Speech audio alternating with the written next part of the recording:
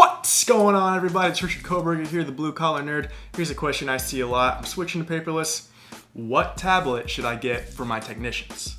Well, first question we need to answer is iPad or other. And this one's really no contest at this point. iPad and tablet are pretty much synonymous now, and other manufacturers are really struggling to stay relevant in this space.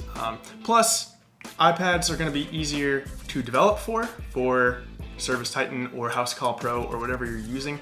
And because all of these companies are, still startups with limited resources, it's going to be better to go with an iPad because there's less to account for because Apple controls all of the hardware. So there's only so many screen sizes to account for, only so many different processors and things like that. So an iPad app is generally going to be more reliable and less buggy. So iPad would be my recommendation. Okay, now there's a ton of iPads and Apple has just released some new ones pretty recently. So which one's best? Well, for technicians, I would say you're really between three. The regular standard iPad that starts at $459 for a Wi-Fi and cellular model. An iPad Air, which is a little bit of an upgraded iPad with a slightly bigger 10.5-inch screen versus the standard 9.7-inch screen. That starts at $629 for a Wi-Fi and cellular model. Or an iPad mini, a little bit more compact, easier to carry around, and those are starting at $529 for a Wi-Fi and cellular model.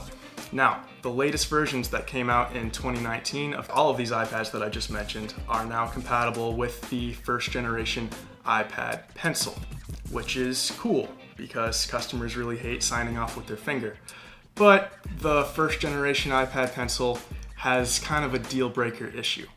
See, the iPad Pencil has to be charged, and the way you charge the first generation iPad Pencil is by taking off this little cap, which by the way is not connected to the pencil anyway, so you might as well consider that lost.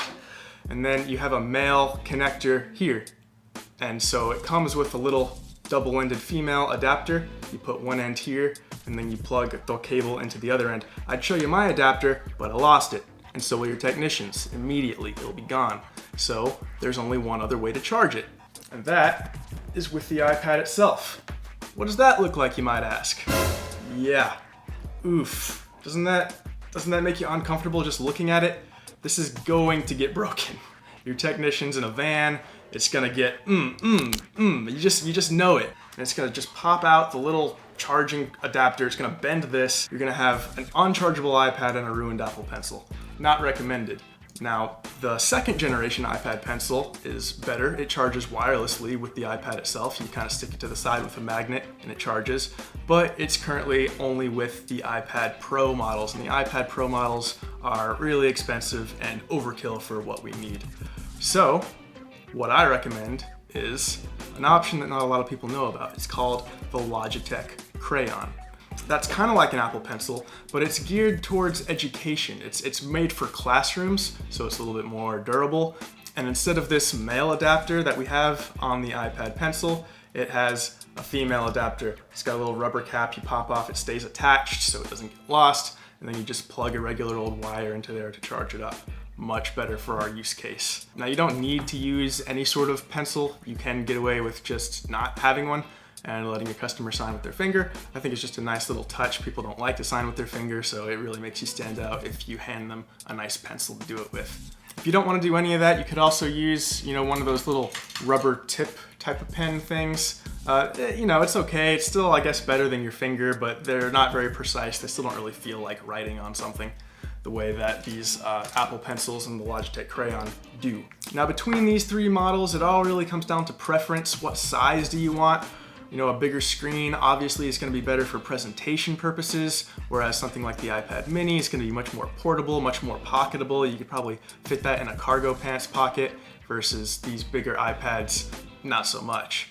What I would do is just take a poll with your technicians, see what they would prefer, and just go with whatever gets the highest vote. Or if you're really trying to earn that world's best boss mug, just get everybody what they asked for. Now, I did mention that the iPad Pro models were overkill for technicians, and that is true. However, they do come in a much larger screen. The biggest iPad Pro has a big, beautiful 12.9-inch display with a much thinner bezel around it. It's great for presentation.